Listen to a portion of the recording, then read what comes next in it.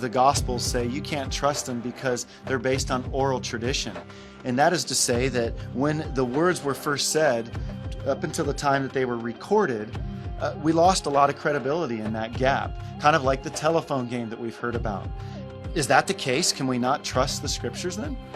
No, I think the game of telephone where you whisper someone's ear and it goes to the back of the room and it changes, I think that's a bad analogy.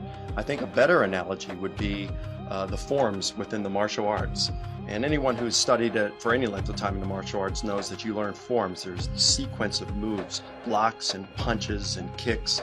And you do this to develop coordination and perfect your technique.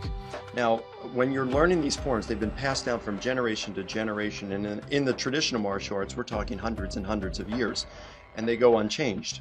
In martial arts, it's respect, it's tradition, it's honor, it's focus. You would never dream of changing any of those moves. So when I learned Taekwondo back in the 1980s, I was learning. One of my instructors was an 8th degree black belt who'd learned from the founder of Taekwondo.